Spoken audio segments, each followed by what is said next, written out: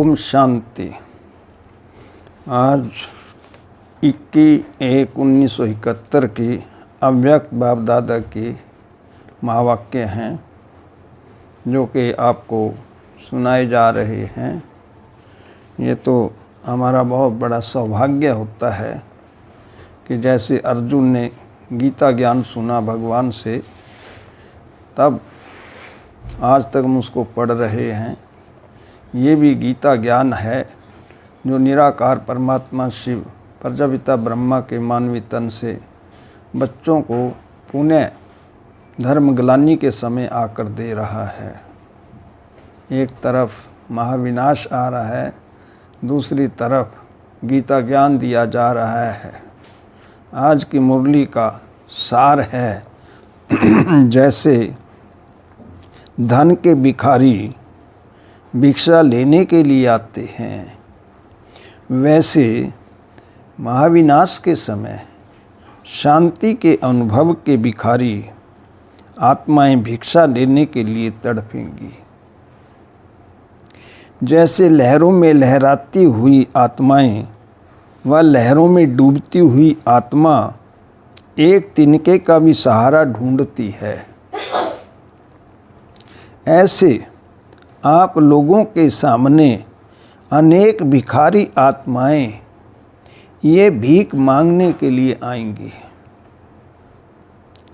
तो ऐसी तड़पती हुई प्यासी आत्माओं की प्यास मिटाने के लिए अपने को अतीन्द्रिय सुख व सर्व शक्तियों से भरपूर करो।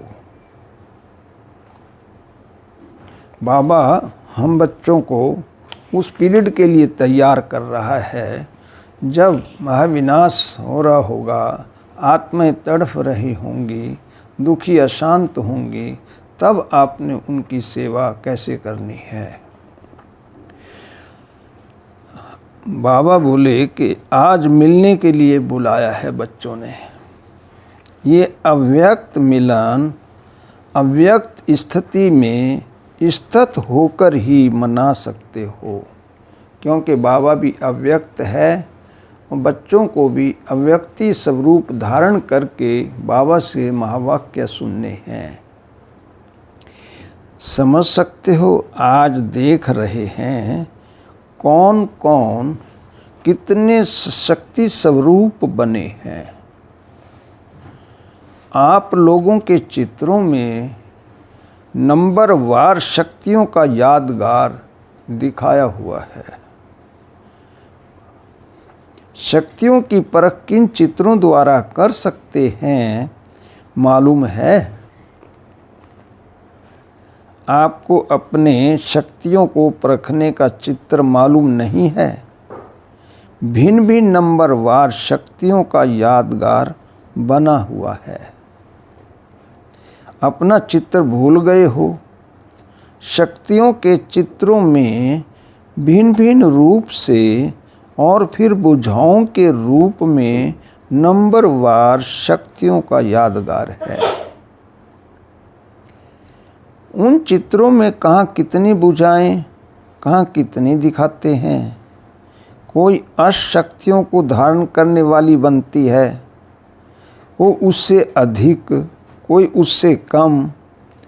कहाँ 4 बुझाएं, कहाँ 8 बुझाएं, कहाँ 16 भी दिखाते हैं। देवियों की ऐसे बुझाएं दिखाते हैं, किसी देवी की 4 बुझाएं, किसी की 8, किसी की 16। नंबरवार जैसी जैसी संगम युग पर शक्तियाँ धारण करते हैं, वैसे वैसे भक्त लोग उतनी बुझाएं लगाकर अपनी देवियों की अर्चना करते हैं। नंबरवार तो आज देख रहे हैं हर एक ने कितनी शक्तियों की धारणा की है। मास्टर सर्वशक्तिवान कहलाते हो ना। मास्टर सर्वशक्तिवान अर्थात सर्व शक्तियों को धारण करने वाले। अपने शक्ति स्वरूप का साक्षात्कार होता है कि मैंने कितनी शक्तियां धारण करी संगम युग पर। अव्यक्त वतन में हर एक का शक्ति रूप देखते हैं। तो क्या दिखाई देता होगा? बाबा ऊपर वतन में हर आत्मा का शक्ति स्वरूप देख लेता है कि इसने 2 शक्तियां धारण करी, इसने 3 करी, इसने 4 करी, इसने 8 करी, इसने 16 करी। तो कितनी शक्तियां धारण कर रखी हैं। वतन में भी बाप दादा की अलौकिक प्रदर्शनी है। उनके चित्र कितने होंगे? बाबा के पास तो कितने मनुष्य हैं, बाबा के बच्चे हैं, उन सब के चित्र हैं बाबा के पास। आपके चित्र गिनती में आ सकते हैं, लेकिन बाप दादा के प्रदर्शनी के चित्र गिन सकते हो? बाप दादा निमंत्रण देते हैं। निमंत्रण देने वाला तो निमंत्रण देता है, आने वालों का काम है पहुंचना। बाप दादा आप सभी से करोड़ गुना ज़्यादा खुशी से निमंत्रण देते हैं। हम बाबा को निमंत्रण देते हैं कि धरा पर आओ, आकर बच्चों को ज्ञान दो, मुरली सुनाओ, और बाबा कहता है मैं तुम बच्चों को वतन में निमंत्रण देता हूँ। हर एक को अनुभव हो सकता है। अव्यक्त स्थिति का अनुभव कुछ समय लगातार करो तो ऐसे अनुभव होंगे जैसे साइंस द्वारा दूर की चीज़ें सामने दिखाई देती हैं। बाबा व्यक्त स्थिति में चाहता है कि बच्चे व्यक्त स्थिति में आकर शक्तियों को अपनी देखें, सारा वातावरण देखें। बाबा को ऊपर सब दिखाई पड़ता है। ऐसे ही अव्यक्त वतन की एक्टिविटी यहाँ स्पष्ट दिखाई देंगी। बुद्धि बल द्वारा अपने सर्वशक्तिवान के स्वरूप का साक्षात्कार कर सकते हैं। वर्तमान समय स्मृति कम होने के कारण स्मृति भी नहीं है। योग कम है तो ताकत भी कम है। व्यर्थ संकल्प, योग क्यों कम है? अव्यक्त स्थिति क्यों नहीं ज़्यादा होती?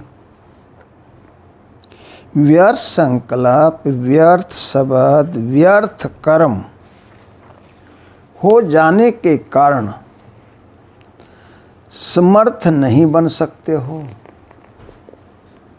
व्यर्थ को मिटाओ तो समर्थ हो जाएंगे। पुरुषार्थ के भिन्न भिन्न स्वरूप वतन में हर एक के देखते रहते हैं। को किस गति से पुरुषार्थ कर रहा बच्चा, बहुत अच्छा लगता है। हर एक अपने आप को इतना नहीं देखते होंगे जितना वतन में हर एक के अनेक रूप देखने को मिलते हैं। कभी उसका स्वरूप बहुत अच्छा है, कभी उसका स्वरूप ठीक नहीं है। तो बाबा तो सारे स्वरूप देखता है बच्चों के। बाबा कितना बिजी रहता है। आप लोग भी एक दिन खास अटेंशन देकर देखना कि सारे दिन में मेरे कितने और कैसे रूप हुए। फिर बहुत हंसी आएगी। जैसे वो गिलास होता है, उसमें कहीं मोटे दिखते हैं, कहीं छोटे दिखते हैं, कहीं बिल्कुल लंबे दिखते हैं। ऐसे गिलास होते हैं ना, तो बाबा कहता मैं भी तुम्हारी सारी अवस्थाएं देखता हूँ। भिन्न भिन्न पोज देखकर आजकल एक के ही बहुत पोज निकालते हैं। तो अपने भी देखना, अपने बहुरूपों का साक्षात्कार करना। वतन में आने की दिल तो सभी की होती है, लेकिन अपने आप से पूछो जो ब्राह्मणपन के कर्तव्य करने हैं वह सभी किए हैं। सर्व कर्तव्य संपन्न करने के बाद ही संपूर्ण बनेंगे। अब का समय ऐसा चल रहा है जो एक एक कदम अटेंशन रखकर चलने का है। अटेंशन न होने के कारण पुरुषार्थ के भी टेंशन में रहते हैं। एक तरफ वातावरण का टेंशन रहता है, दूसरे तरफ पुरुषार्थ का भी टेंशन रहता है। इसलिए सिर्फ एक शब्द ऐड करो। बाबा कहता है अटेंशन। फिर यह बहुरूप एक ही संपूर्ण रूप बन जाएगा। इसीलिए अब कदम कदम पर अटेंशन सुनाया था कि आजकल सर्व आत्माएं सुख और शांति का अनुभव करना चाहती हैं। सब शांति चाहते हैं, ज़्यादा सुनने नहीं चाहती हैं। ज्ञान नहीं ज़्यादा चाहेंगी, वो शांति चाहेंगी। अनुभव कराने के लिए समय अनुभव स्वरूप बनेंगे, तब सर्व आत्माओं की इच्छा पूर्ण कर सकेंगे। दिन प्रतिदिन देखेंगे आप बच्चे, जैसे धन के भिखारी भिक्षा लेने के लिए आते हैं, वैसे शांति के अनुभव के भिखारी आत्माएं भिक्षा लेने के लिए तड़पेंगी। तो बाबा के बच्चों की कितनी जिम्मेवारी बढ़ जाएगी। तो बाबा के बच्चों को पहले से ही अपनी अव्यक्त स्थिति धारण करनी पड़ेगी। अब सिर्फ एक दुख की लहर आएगी, तो जैसे लहरों में लहराती हुई आत्माएं व लहरों में डूबती हुई आत्मा एक तिनके का भी सहारा ढूंढती है, ऐसे आप लोगों के सामने अनेक भिखारी आत्माएं ये भीख मांगने के लिए आएंगी।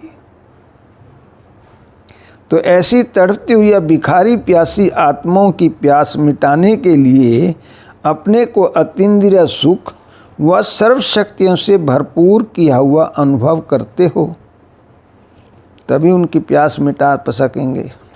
सर्वशक्तियों का खजाना, अतीन्द्रिय सुख का खजाना इतना इकट्ठा किया है, जो अपनी स्थिति तो कायम रहे लेकिन अन्य आत्माओं को भी संपन्न बना सको। सर्व की झोली भरने वाले दाता के बच्चे हो ना। अब ये दृश्य बहुत जल्दी सामने आएगा। देखो बाबा हम बच्चों को पहले से इस तरह कर रहा है। डॉक्टर लोग भी कोई को इस बीमारी की दवाई नहीं दे सकेंगे। तब आप लोगों के पास ये औषधि लेने के लिए आएंगे। धीरे धीरे ये आवाज़ फैलेगा। कौन सा आवाज़? कि सुख शांति का अनुभव ब्रह्मा कुमारी बहनों के पास जाकर मिलेगा। भटकते भटकते असली द्वार पर अनेकानेक आत्माएं आकर पहुंचेंगी। तो ऐसी अनेक आत्माओं को संतुष्ट करने के लिए समय अपने हर कर्म से संतुष्ट हो। संतुष्ट आत्माएं ही अन्य को संतुष्ट कर सकती हैं। अब ऐसी सर्विस करने के लिए अपने को तैयार करो। ऐसी तड़पती हुई आत्माएं 7 दिन के कोर्स के लिए भी ठहर नहीं सकेंगी। वो 7 दिन का कोर्स नहीं करेंगी। वो तो चाहेंगी तुरंत अभी शांति दो हमको। जैसे बीमार होता है उसको एकदम इमरजेंसी में ले जाते हैं, उसको राहत चाहिए, डॉक्टर उसको इंजेक्शन देता है। ऐसे बाबा कहता है तुम बच्चों के पास भी सीरियस तड़पती हुई आत्माएं आएंगी, तो वो 7 दिन का कोर्स की वेट नहीं करेंगी। वो चाहेंगी कि हमें अभी ही कोई रिलैक्सेशन मिल जाए, हमारा मन शांत हो जाए। तो उस समय उन आत्माओं को कुछ न कुछ अनुभव की प्राप्ति करानी होगी। इसलिए कहा कि अब अपने ब्राह्मणपन के कर्तव्य को संपन्न करने के लिए अपने को संपूर्ण बनाते रहो, क्योंकि हमें वो समय देखना जो ऐसा आ रहा है उसमें हमें अपने को उससे पहले संपूर्ण करना पड़ेगा। अब समझा कौन सी सर्विस करनी है आप बच्चों ने। जब तक आप व्यक्त में बिजी हो, बाप दादा अव्यक्त में भी मददगार तो है ना। हिम्मते बच्चे मददे बाप। तो बताओ ज़्यादा बिजी कौन होगा? जैसे शुरू में वतन का अनुभव कराते थे ना, ऐसा अनुभव करते थे जो ध्यान में जाने वालों से भी अच्छा होता था। बाबा आप अभी भी अनुभव कराओ, अनुभव करो, बुद्धि का विमान तो है ही। कोई कोई बच्चे कोई बात की जिद करते हैं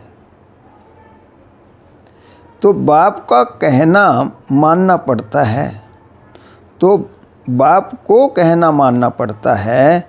जैसे बच्चा कोई जिद करता है, माँ बाप उसके कहने को फिर मान लेते हैं। ज़्यादा जिद कर रहा बच्चा, उसको बात मानी जाए। अब बच्चों से बाबा कह रहे कि बच्चों अब आप अनुभव करने की जिद करो कि मैंने अनुभव करना है। जब मैं अनुभवी बन जाऊंगा तो मैं आने वाली आत्माओं को भी अनुभव करा सकूंगा। ओम शांति।